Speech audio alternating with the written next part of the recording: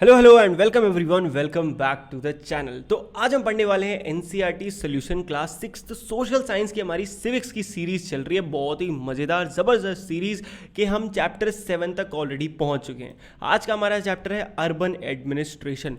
बहुत ही ज़रूरी सब्जेक्ट मैं यार इसे मानता हूँ, और इन सब्जेक्ट का बहुत बहुत इंपॉर्टेंट चैप्टर है ये, क्योंकि यार इन्हीं चैप्टर से ना आप सीख रहे हो कि रियल लाइफ में हमारे आसपास जो गवर्नमेंट है आखिर वर्क कैसे कर रही है। मैं आपको प्राइम मिनिस्टर के बारे में कितना भी कुछ बता दूं, आप उसका रियल वर्क को नहीं समझ सकते, क्योंकि हमने उसे देखते नहीं हैं। बट इन चैप्टर्स में जो भी हम पढ़ रहे हैं ना, वो हम अपनी आसपास की दुनिया में देखते हैं, इसीलिए मैं इन्हें बहुत ही इंटरेस्टिंग चैप्टर्स मानता हूँ। सो पूरा फुल फोकस अपना यार यहाँ पे रखना, तभी आप अच्छे से चीज़ों को समझ पाओगे।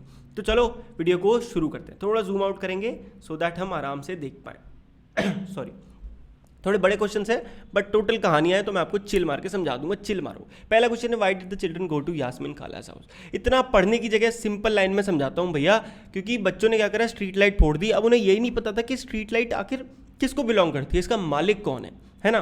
तो स्ट्रीट लाइट किसको बिलोंग करती है आपको पता होना चाहिए, वो करती है म्यूनिसिपैलिटी को। किसको? म्यूनिसिपल कॉरपोरेशन भी कहते हैं जिसको, ये लिखा हुआ है ना।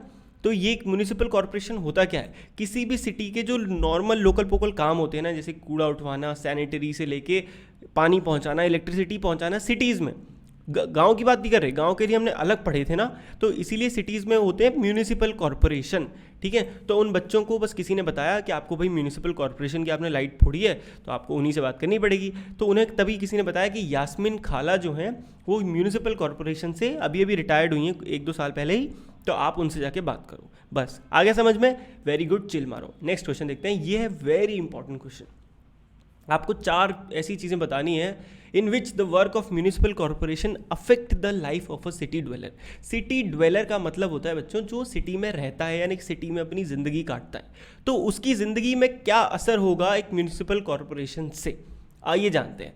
देखो, एक क्या बहुत बता सकते हो, cleaning and lighting of streets and thoroughfares, यानी कि बहुत सारी ऐसी चीज़ें हैं। आप पहला शुरुआत करते हैं क्लीनिंग और लाइटिंग ऑफ स्ट्रीट्स। आपके जो रोड्स हैं वो साफ़ सुथरे रहने चाहिए, उसमें स्ट्रीट लाइट्स लगी होनी चाहिए।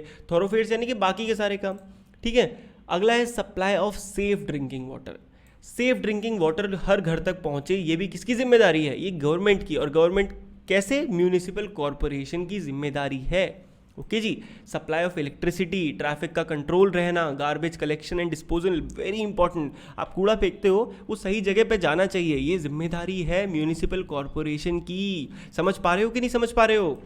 स्कूल, हॉस्पिटल, सैनिटेशन फैसिलिटीज़, ये सारी क्या है? अगर ये सारी फैसिलिटीज़ हमें प्रॉपर मिलेंगी तो सिटी में रहने वाले इंसान की ज़िंदगी तो अपने आप बहुत अच्छी हो जाएगी ना। समझ रहे हो? तो बस आपको एक तरह से वर्क बताने थे कि म्यूनिसिपल कॉरपोरेशन के क्या क्या वर्क होते हैं। अगला, म्यूनिसिपल काउंसलर क्या होता है? इन शॉर्ट, साफ शब्दों में बता दूं भाई, म्यूनिसिपल काउंसलर मतलब होता है म्यूनिसिपल कॉरपोरेशन का हेड। सिंपल, ठीक है, जिसको इलेक्ट करा जाता है। इसे क्या कहा जाता है? वार्ड काउंसलर, क्योंकि म्यूनिसिपल कॉरपोरेशन एक वार्ड की होती है। वार्ड यानी कि एक बड़े से शहर को छोटे छोटे हिस्सों में बांट दिया जाता है, और एक पार्ट को कहा जाता है वार्ड। ठीक है, और उसी वार्ड का जो काउंसलर है उसी को म्यूनिसिपल काउंसलर भी कहा जाता है, यानी कि वो उस एरिया के म्यूनिसिपल कॉरपोरेशन का हेड है। क्लियर? अब गंगाबाई की एक स्टोरी थी। गंगाबाई ने भाई क्या था, जहाँ रहती थी वहाँ कोई कूड़ा नहीं उठाने आता था, वहाँ कूड़ा पड़ा रहता था रोडों पे। तो गंगाबाई ने क्या करा, बहुत सारी औरतों को इकट्ठा करा और वो चली गई म्यूनिसिपल कमिश्नर के पास अपनी शिकायत लेके, और उसने खूब प्रोटेस्ट करा किसके खिलाफ, कि गार्बेज पूरी रोड पर पड़ा रहता है। तो वो एकदम सही जगह गई थी, क्योंकि म्यूनिसिपल कमिश्नर ही उसकी उस समय हेल्प कर सकता था। सोचो अगर वो पुलिस के पास चली जाती तो क्या इसका कोई लॉजिक बनता? नहीं, राइट। इसीलिए आप ये सब्जेक्ट पढ़ रहे हो कि आप जो प्रॉब्लम्स अगर कोई फेस करो तो आपको पता तो होना चाहिए आपको गवर्नमेंट के किस ऑर्गन के पास जाना है। ऑर्गन इन द सेंस कि पुलिस के पास, या फिर गवर्नमेंट हॉस्पिटल जाना है, या फिर यहाँ जाना है, या पटवारी के पास जाना है, लेखपाल के पास जाना है। ये सारी चीज़ें आपको पता होनी चाहिए ना। मुझे बड़ा मज़ा आता था यार जब मैं आपके बराबर था, जब मैं ऐसे ऐसे वर्ड सुनता था कि भाई राज्यसभा, लोकसभा, पटवारी, कुछ समझ नहीं आता था मुझे, है ना। बट मुझे इनको जानने में बड़ा इंटरेस्ट रहता था, इसीलिए मैं आपको बड़ा यार, मुझे ये सब्जेक्ट बहुत अच्छा लगता है। अगर आप चाहते हो ना यार इसके लिए हम कुछ सब्जेक्ट से अलग हट के वीडियोज़ बनाएं तो प्लीज़ कमेंट करो, हम कुछ अलग हट के वीडियोज़ बनाएंगे और उसको बच्चों को लेवल से कि आप उसे अच्छे समझ पाओ, इस तरीके की कुछ वीडियोज़ बनाएंगे। ठीक है, अगर आपको भी कन्फ्यूजन होता है लोकसभा, राज्यसभा, गवर्नमेंट, ये वो, सब कुछ आप जोरदार बढ़िया से कमेंट कर दो, मेरे को अच्छा लगा तो मैं पक्का बनाऊंगा। ठीक है जी, फिलहाल हम आगे बढ़ते हैं। अगला क्वेश्चन बहुत लंबा चौड़ा सा लग रहा है, बट डोंट यू वरी, इसको ईजी करके से पढ़ेंगे। How does the municipal corporation earn the money to do its work. पहले तो आपको एक यार इतना मुझे अच्छा लग रहा है पढ़ाते हुए, मैं सच बता रहा हूँ, मेरे को आपको इन्फॉर्मेशन देने में बहुत मज़ा आ रहा है। पहली चीज़ यार आपको बताना चाहूँगा, ये पढ़ लेना, बहुत कुछ नहीं, कहानी है, मैं आपको सब बताऊँगा। बट अभी ये समझो कि अगर मैं आपको सच वाली बात बताऊँ ना, बुक से अलग हटके, तो म्यूनिसिपल कॉर्पोरेशन बेचारी कुछ नहीं कमाती, बहुत कम पैसे वो कमा पाती है। क्योंकि आप खुद देखो, पहले तो आप आंसर पढ़ो फिर समझाता हूँ। The municipal corporation is one of the most important organ of the 3 tier government system. भैया 3 टियर गवर्नमेंट सिस्टम क्या होता है? अरे बहुत सिंपल चीज़ है यार, हमारे देश की गवर्नमेंट एक 3 टियर गवर्नमेंट सिस्टम है। यानी कि 3 टियर कौन कौन से उसके? पहला है उसका सेंट्रल गवर्नमेंट, दूसरा है स्टेट गवर्नमेंट और तीसरा है पंचायत, ठीक है, लोकल गवर्नमेंट। तो उसी का एक पार्ट है municipal corporation. It is responsible for all round development of a designated area.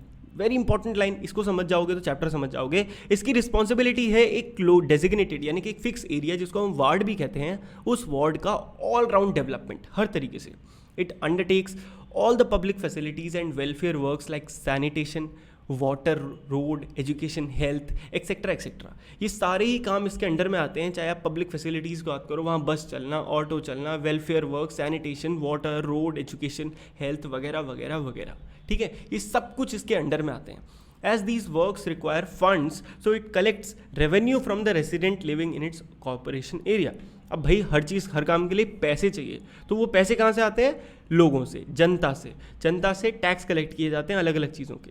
जैसे कि कुछ जगह आपको पता होगा कि पानी का भी टैक्स जाता है, बहुत कम पैसे होते हैं, इतने कम आप सोच नहीं सकते, 30 रुपये मतलब बहुत ही कम पैसे होते हैं, ठीक है। मेन जाते हैं इलेक्ट्रिसिटी, आपने देखा ना, इलेक्ट्रिसिटी के पैसे जाते हैं, जिसे कहते हैं बिजली का बिल, उसमें से मेजर पार्ट चला जाता है किसमें? भाई आपको बिजली पहुंचाने में कहीं पैसे भी तो लग रहे होंगे उसमें, बट कुछ पार्ट जाता है म्यूनिसिपल कॉर्पोरेशन को। प्रॉपर्टी पे टैक्स लगता है, जब भी आप कोई प्रॉपर्टी खरीदते हो उसकी आप रजिस्ट्रेशन कराते हो तो उस रजिस्ट्रेशन का गवर्नमेंट चार्ज लेती है, वाटर का, अदर सर्विसेज का। और सबसे बड़ा, जैसे अगर आपने कोई प्राइवेट स्कूल खोला किसी एरिया में, तो आप गवर्नमेंट को टैक्स देते हो कि भाई हम यहाँ पे ज़मीन खरीद रहे हैं, टैक्स चाहिए। मतलब इन्हीं छोटे छोटे कामों से गवर्नमेंट पैसे कमाती है ना। अगर आपने कोई होटल खोल रखा है तो उस होटल खोलते टाइम आपने गवर्नमेंट को टैक्स देना पड़ेगा। क्लियर? तो इन्हीं सारी चीज़ों से म्यूनिसिपल कॉर्पोरेशन पैसे कमाती है। बट रियलिटी में आपको बता रहा हूँ कि म्यूनिसिपल कॉर्पोरेशन कोई बहुत ज़्यादा पैसे नहीं कमाती, ठीक है। ये आप कैसे पता करोगे? अपने आसपास देखो, क्या म्यूनिसिपल कॉर्पोरेशन बहुत ज़्यादा काम कर पाती है। ट्रक देखो, आपको पता है फॉरेन में, अब्रॉड में आप जाओगे तो वहाँ कोई भी कूड़ा उठाना फिजिकल काम नहीं होता, सब कुछ बाय मशीन्स होता है। ट्रक आते हैं, कूड़ा उठा के ले जाते हैं। यहाँ पे क्या है? ट्रक्स ही नहीं है, ट्रक ही नहीं, तो बेचारा गवर्नमेंट कैसे काम करेगी, ठीक है जी। बट कोई नहीं, चीज़ें अपने आप ठीक हो रही हैं, हमको टाइम देना पड़ेगा, हमें ही तो समझना पड़ेगा। अब नेक्स्ट क्वेश्चन देखते हैं। 2 फोटो देखो। पहले फोटो में आप देख पा रहे हो कि भाई एक बहुत बड़ा कूड़ेदान है, इधर 2 गाय हैं, ये एक बच्चा है, आदमी है, कूड़ा इकट्ठा कर रहा है, जो भी कर रहा है, ठीक है। यहाँ पे दूसरा है, बहुत ही प्रॉपर तरीके से कूड़े को इकट्ठा किया जा रहा है और लाइन से लेके जाया जा रहा है, ठीक है। अब अलग अलग क्वेश्चंस के आंसर देते हैं। पहला क्वेश्चन है, which way do you think provide safety to the person disposing of the garbage. यानी कि कौन सा ऐसा मेथड है, जिसे पहले को मेथड 1 कह लो, दूसरे को मेथड 2 कह लो, जिसमें जो इंसान कूड़े को इकट्ठा कर रहा है उसको सेफ्टी मिल रही है। बहुत ही आप आसानी शब्दों में बता सकते हो कि यार ये बहुत ही अनसेफ मेथड है। इधर गाय पता नहीं कुछ खाने को ढूंढ रही हैं, यहाँ बच्चा है, कूड़े में ही खड़े हैं, 1000 तरीके की बीमारियाँ हैं। बट आप प्रॉपर आंसर देख सकते हो कि भाई पहला क्यों। अब क्यों की बात बाद में करते हैं कि पहला क्वेश्चन सिर्फ ये पूछा था कौन सा ज़्यादा सेफ्टी, तो डेफिनेटली सेकंड वाला ज़्यादा सेफ्टी दे रहा है, ठीक है। अब नेक्स्ट क्वेश्चन है, what are the dangers of collecting garbage in the manner shown in the first photograph. Very important question तो यही बना कि आखिर इस वाले मैनर में दिक्कत क्या है। तो दिक्कत देखते हैं। देखो भैया, collecting garbage in the manner shown in photo 1 is full of danger. इसमें बहुत सारे खतरे हैं। पहला, जो चिल्ड्रन है वो गार्बेज के पास हैं बहुत ज़्यादा, जिससे वो खुद बीमार पड़ सकते हैं या फिर 1000 तरीके की डेडली डिजीज़ लॉन्ग रन के लिए उनके अंदर पड़ सकती हैं। उसके अलावा वहाँ कांच वाँच, फूटा सामान, बहुत ऐसी चीज़ें हो सकती हैं जिससे आपका हाथ कट जाए, उंगली कट जाए, कोई भी दिक्कत हो सकती है। वहीं पे काव घूम रही हैं, स्ट्रे काव, जो कि आप पे अटैक कर सकती हैं, है ना। दीज काव में अटैक द बॉयज़ विच में टेक देयर लाइफ्स। इसीलिए यहाँ पे कोई भी सेफ्टी नहीं है।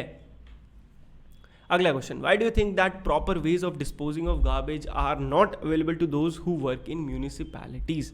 आओ देखते हैं। The proper ways. अब ये कह रहे हैं कि भाई आपको ऐसा क्यों, आपने कई बार देखा होगा आपके आसपास रियलिटी में ना इस तरीके से कूड़ा बहुत कम लोग जाते हैं, असली में यही आपने आसपास देखा होगा कि ऐसे ही लोग कूड़ा इकट्ठा, आखिर ऐसा क्यों यार? वो भी गवर्नमेंट की ऑर्गेनाइजेशन है, क्या वो इतनी गरीब है कि उनके पास पैसे ही नहीं है? हाँ सच बोलूँ तो हाँ, ठीक है, पढ़ते हैं। The proper ways of disposing of garbage are not available to those who work in municipalities because firstly the government has not done proper arrangement for this yet। सही बात है, हमारी जो गवर्नमेंट है, अब ऐसा नहीं कह सकते बट एक लॉन्ग टाइम में बात करें तो गवर्नमेंट ने म्यूनिसिपैलिटीज़ पे कभी बहुत ज़्यादा ध्यान नहीं दिया, कभी उनको बहुत ज़्यादा फंड्स नहीं पहुंचाए, बहुत पैसे नहीं दिए गए म्यूनिसिपैलिटीज़ को काम करने के लिए, बस लेबर दे दो और सोचा कि बस अब तो काम हो जाएगा। बट ऐसे नहीं होता, राइट? प्रॉपर अरेंजमेंट नहीं हुए, ठीक है, कोई ट्रक्स प्रोवाइड नहीं हुए, जो थे वो बहुत ही कम नंबर पे थे, सफिशिएंट नहीं थे। उसके अलावा worker working in the municipalities are generally less aware. उसके अलावा भाई जो लेबर प्रोवाइड करी गई, लेबर बहुत ही छोटे उसके लोग होते हैं, उन्हें कोई फ़र्क नहीं पड़ता हेल्थ हाइजीन का, क्या फ़र्क पड़ता है, आप काम करो, पैसे मिल रहे हैं, बात खत्म। They do not bother whether garbage is being disposed of properly. उन्हें क्या फ़र्क पड़ता है कूड़ा ठीक से जा रहा है या कैसे भी जा रहा है, काम से मतलब है। उसके अलावा इकोनॉमिक कंडीशन म्यूनिसिपैलिटी की नहीं गुड है, यही मैं आपको पहले तब समझा रहा था। बहुत बड़ा क्वेश्चन है बट आपको बहुत ही शॉर्ट में समझा दिया जाएगा कि जो म्यूनिसिपल कॉरपोरेशन है उसे स्लम एरिया, जहाँ पे स्लम एरिया बहुत गरीब लोग रहते हैं ना, वहाँ पे थोड़े ज़्यादा पैसे खर्चने चाहिए। क्यों? वही क्वेश्चन है, तो समझते हैं। I think it is important that the corporation should spend more money on slum localities because slum dwellers are also a part of society। पहली चीज़ क्यों करनी चाहिए? क्योंकि भाई पहले तो हमारी सोसाइटी में होता क्या है कि जो ऐसा वाला एरिया होता है ना, वहाँ पे म्यूनिसिपल कॉर्पोरेशन 1 रुपये नहीं खर्च करती। वो सोचते हैं अरे ये तो गंदे लोग हैं, इनको ऐसी गंदगी में पड़े रहने दो। तो उसी के लिए हम बोल रहे हैं कि भाई सबसे पहली चीज़ तो स्लम ड्वेलर्स यानी कि जो स्लम में रहते हैं वो भी हमारी सोसाइटी का एक हिस्सा है, ठीक है। उन्हें भी एजुकेशन चाहिए, सैनिटेशन, साफ़ सुथरा, rehabilitation, other facilities common people जो लोगों को मिलती हैं वो उनका भी हक है, वो भी ह्यूमन बीइंग्स हैं। They lack even basic communities of life which cause the spread of many diseases among them. उनके पास तो इतनी बेसिक क्वालिटी, बेसिक फैसिलिटी नहीं होती कई बार, जैसे कि पानी हो गया या साफ़ पानी हो गया, साफ़ खाना हो गया, जिसकी वजह से कई बार उन्हें बड़ी बड़ी बीमारियाँ हो जाती हैं। They are citizens of our country, वो हमारी कंट्री के सिटीजन हैं। So in order to achieve our constitutional ideas, the municipal corporation should provide the poor in city the same facility or the rich get। तो भाई जैसा हमारे constitution ने एक सपना देखा था कि हर इंसान हमारे देश में एक बराबर है, अगर हमें वहाँ तक पहुँचना है तो हमारे म्यूनिसिपल कॉरपोरेशन को क्या करना पड़ेगा? पुअर, गरीबों को सेम फैसिलिटीज़ देनी होंगी जो कि अमीरों को मिलती हैं। तो फाइनली इसी के साथ चैप्टर भी हो गया समाप्त। यार मे भी हो सकता है, मतलब मैं सिर्फ तुम्हें बता रहा हूँ, मैं थोड़ा ज़्यादा बह जाता हूँ इस सब्जेक्ट में, मुझे लगता है कि मैं बहुत मे भी थोड़ा हार्श भी पढ़ा रहा हूँ, आई डोंट नो, तुम बताना अगर तुम्हें लग रहा हो तो। मैं बहुत ज़्यादा फोर्स करके तो नहीं पढ़ा रहा हूँ, तुम्हें थोड़ा चिल करके पढ़ाएंगे, बट यार ये सब्जेक्ट ही ऐसा है, मतलब मैं चाहता हूँ मैं तुम्हारे दिमाग में यार इसको घुसेड़ दूँ अच्छे से। सो प्लीज़ बताना ज़रूर अगर तुम्हें इन टॉपिक्स के ऊपर कुछ अलग वीडियोज़ चाहिए तो, ठीक है। तो मिलते हैं अगले वीडियो में। अगर वीडियो अच्छी लगी हो तो लाइक कर देना, कमेंट करना, खूब कमेंट करना और सब्सक्राइब ज़रूर कर देना। सो मिलते हैं नेक्स्ट वीडियो में, तब तक के लिए गुड बाय, टेक केयर, पढ़ते रहिए और मौज लेते रहिए।